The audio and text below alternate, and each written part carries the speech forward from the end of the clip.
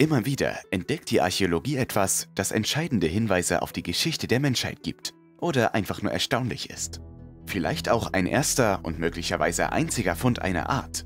Heute stellen wir euch ein paar solcher Entdeckungen vor. Von riesigen Statuen über prunkvolle Schiffe.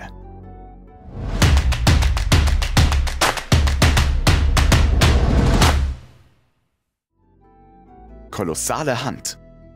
In Amman, der Hauptstadt Jordaniens, ruht nahe den Ruinen des Herkulestempels eine überdimensionale Hand, oder besser gesagt 3 Finger einer Hand. Es wird angenommen, dass sie einst Teil einer Statue des Halbgottes Herkules war. Doch außer den Fingern wurde nur ein zugehöriger Ellbogen gefunden. Der Tempel des Herkules wurde erbaut, während das Gebiet Jordaniens unter römischer Herrschaft stand. Amman zählte unter seinem früheren Namen Philadelphia zur Dekapolis, die sich, wie der Name schon verrät, aus 10 Städten zusammensetzte. Zu dieser Zeit wurden auch Gebäude wie das römische Theater oder das römische Odeon unter der Herrschaft Marcus Aurelius erbaut. Diese hielten der Zeit jedoch besser stand und sind heute noch nahezu unversehrt. Es wird auch vermutet, dass die Bauarbeiten am Tempel des Herkules niemals zum Abschluss gekommen sind. Dafür spricht, dass lediglich eine Seite mit Säulen versehen war. Tatsächlich sind sich Experten nicht darüber im Klaren, ob der Tempel wirklich Herkules geweiht war. Der Fund zahlreicher Münzen mit dessen Abbild legte die Vermutung allerdings nahe. Auch die Identität der Statue wird nur dadurch geschlossen. Ausgehend von Hand und Ellenbogen schließen Experten auf eine Gesamthöhe von über 12 Metern. Dies würde die Figur zu einer der größten Marmorstatuen der Geschichte machen. Da Erdbeben in der Gegend keine Seltenheit sind, könnte solch eine Naturkatastrophe für die Fragmentierung der Statue verantwortlich gewesen sein. Die zerbrochenen Stücke konnten, wie es oft der Fall war, von Einheimischen für andere Bauten weiterverwendet worden sein. Seltsame Entdeckung in einer mexikanischen Höhle. Im Jahr 2016 kam es in Mexiko zu einer einzigartigen und seltsamen Entdeckung. In einer Höhle nahe der nordmexikanischen Stadt San Francisco de Borja stießen die Einheimischen Manuel Rodriguez und sein Sohn auf die Überreste zweier Menschen und eines auf natürliche Weise mumifizierten Aras. Die Schule für Anthropologie und Geschichte Nordmexikos wurde sofort informiert und Archäologen begannen den Fund genauer unter die Lupe zu nehmen. Neben den Gebeinen wurden auch Körbe, Textilien, Hirschleder und eine große Meeresmuschel gefunden. Von dem Ara ist lediglich noch der Kopf vorhanden, was die Untersuchung erschwert. Es ist also schwer zu sagen, ob dieser zusammen mit dem Menschen begraben wurde. Möglicherweise handelte es sich bei dem Vogel um eine Grabbeigabe oder das Haustier von einem der Toten. Tatsache ist, dass Aras einen hohen Symbolgehalt hatten. Sie wurden sowohl mit der Sonne als auch mit dem Regen und Wasser in Verbindung gebracht. Zu späten Zeiten wurden sie auch für Rituale verwendet und dienten als Handelsware. Laut dem Archäologen Emilia Gallagher Murrieta stammten die Fundstücke vermutlich aus einer Zeit um etwa 1000 vor Christi. Später wurde die Datierung auf das Jahr 0 bis 800 nach Christi korrigiert. Das ändert jedoch nichts daran, dass es sich um die ältesten Überreste eines Aras handelt und damit bewiesen wurde, dass Handelsverbindungen zwischen dem heutigen Mexiko und dem Südwesten der USA schon lange bestehen. Meeresmuscheln mussten aus den nördlichen Küstenregionen importiert werden und wurden vermutlich für Aras eingetauscht. Während den Ausgrabungen stießen die Forscher noch auf 2 weitere Gräber. Von der Hüfte abwärts wurden die Überreste eines recht großen Menschen gefunden. Seine Beine waren mit einem Bein zusammengebunden. Platziert auf einem Kaninchenfell wurden außerdem kleinere Knochen, vermutlich eines Säuglings, gefunden. Geschlecht und etwaige Verwandtschaften der Toten stehen noch aus. Die verlorene Statue von Viracocha und geheime Museumsräume.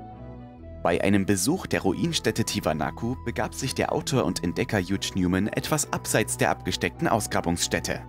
Dabei wurde er auf 2 kleinere Felsen aufmerksam und stellte bei näherer Betrachtung fest, dass es sich um eine zerbrochene Viracocha-Statue handelte, die mit der Vorderseite nach unten im Gras lag. Solche Statuen finden sich überall in der Gegend, da der Gott Viracocha einer Legende nach von seinen Schöpfungen verlangte, Statuen mit seinem Abbild auf ihren Weg zu hinterlassen. Newman vermaß die Statue vage und geht davon aus, dass sie etwa 2,75 Meter hoch gewesen war. Für Newman war es sehr erstaunlich, dass diese Statue noch nicht ausgegraben und erfasst war, da sie in der Wiese deutlich zu sehen und das Gras kurz geschnitten war. In dem Museum vor Ort erhaschte er einen Blick auf einen abgesperrten Raum und konnte hineinschlüpfen und zahlreiche Fotos der aufgestellten knienden Statuen machen. Noch viel interessantere Fotos machte er allerdings in einem weiteren Raum, wo eine große Kollektion von der Fähigkeit bezüglich der Bearbeitung von Stein dieser Prä-Inka-Kultur zeugt. Er selber und auch seine Bekannten in dem Bereich hatten keine Ahnung, dass solche bemerkenswerte Stücke überhaupt existieren. 4000 Jahre alter Zahnbürstenhalter. Als der Antikliebhaber Karl Martin 2 Keramiktöpfe auf einem Flohmarkt kaufte, dachte er sich nicht viel dabei und verwendete einen davon zu Hause als Zahnbürstenhalter. Eine teure Versteigerung ähnlicher Gegenstände ließ ihn allerdings aufhorchen und eine Untersuchung ergab, dass der Zahnbürstenhalter aus der Zeit von 1900 vor Christus stammt. Als wäre dies nicht schon genug, stammt das Gefäß aus dem Industal, welches als Wiege der Zivilisation gilt. Diese Herkunft verrät der Stil des Objektes. Verziert ist der Gegenstand mit einem Tier, das vermutlich eine Antilope darstellt. Erst im 20. Jahrhundert wiederentdeckt, birgt die Induskultur noch zahlreiche Geheimnisse. Besonders bekannt ist sie allerdings für ihre hohe Kunstfertigkeit, was viele Artefakte aus dieser Herkunft zu den wertvollsten indischen Museum macht. Wie diese archäologische Kostbarkeit allerdings auf einem Flohmarkt landete, kann nur spekuliert werden. Durch die starken Verbindungen zwischen England und Indien ist ein solcher Fund aber nicht so unwahrscheinlich. Mittlerweile hat Martin die Keramik für 80 Pfund verkauft und ist sehr stolz, einen solchen Gegenstand in seinem Badezimmer gehabt zu haben. Gesundheitszentrum. Nahe dem türkischen Dorf Gescheseki in der Provinz Karaman wurden 2015 inmitten der antiken Stadt Philadelphia die Überreste von chirurgischen Instrumenten und Grabkammern gefunden. Diese Entdeckungen weisen darauf hin, dass Philadelphia einst ein Gesundheitszentrum war. Noch aufschlussreicher ist der Fund zweier Statuen, die vermutlich den Mondgott Men darstellen. Neben seiner Stellung als Himmelsgott und Gott der Prophezeiungen war er auch Gott der Heilung. Typisch für Abbildungen dieses Gottes ist der eingebaute Halbmond, den man auch bei diesen Statuen fand. Der Leiter des Karaman-Museums, Abdülbari Yildiz, erklärte, dass einige Besonderheiten der Siedlung der Zeit standgehalten hätten. So zum Beispiel eine Nekropole, also Totenstadt, die schon 2015 Teil der Ausgrabungen war. 8 Sarkophage und eine Grabnummer wurden dort entdeckt.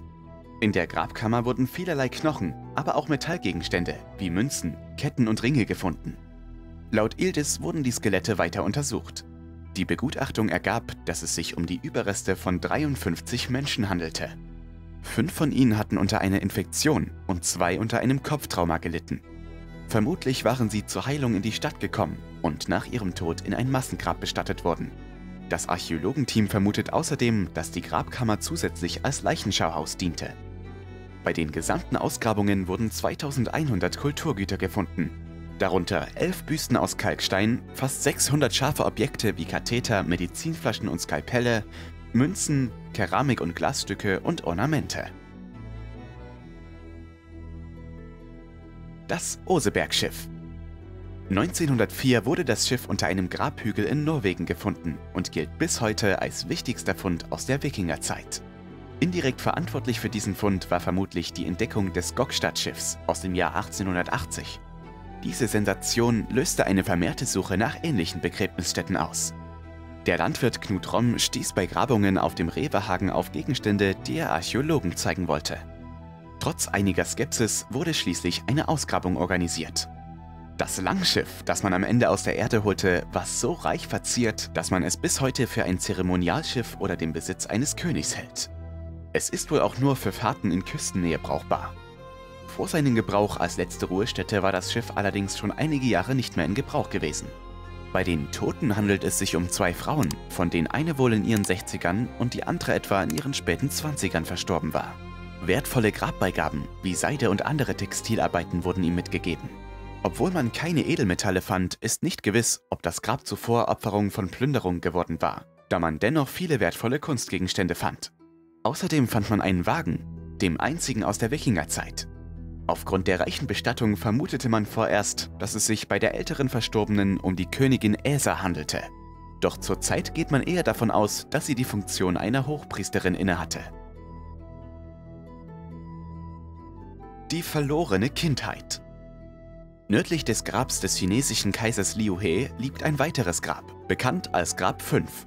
Zuvor waren Forscher immer davon ausgegangen, dass es die Begräbnisstätte seiner liebsten Mätresse sei. Doch neue Funde enthüllen nun seinen wahren Besitzer. Ein metallenes Siegel mit der Inschrift Liu Chonggu gab preis, dass es sich um das Grab des kaiserlichen Sohnes handelte.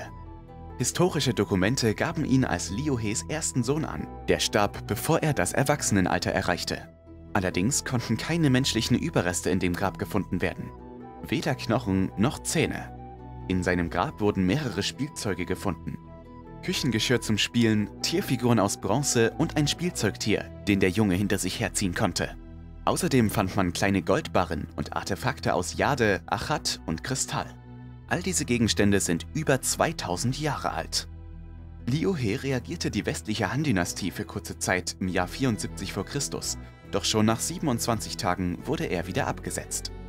Noch wurden nicht alle Gräber geöffnet und untersucht, was allerdings kein Wunder ist, denn das Gelände nimmt etwa 40.000 Quadratmeter ein. Bisher wurden rund 20.000 Artefakte dort ausgegraben und wenn der Nationalpark um die Gräber herum fertiggestellt ist, will China dafür plädieren, die Stätte ins Weltkulturerbe aufzunehmen. Vielleicht ergeht es euch ja mal wie Karl Martin und in eurem Badezimmer findet ihr ein archäologisches Objekt. Oder vielleicht auch in der Küche oder im Garten. Ist euch oder Bekannten schon mal etwas Ähnliches passiert? Schreibt uns eure Erfahrungen doch ganz gerne mal in die Kommentare. Wenn euch das Video gefallen hat, gebt auch gerne ein Like und lasst ein Abo da. Das war's mit dem Video, ich sage danke fürs Zuschauen und bis zum nächsten Mal.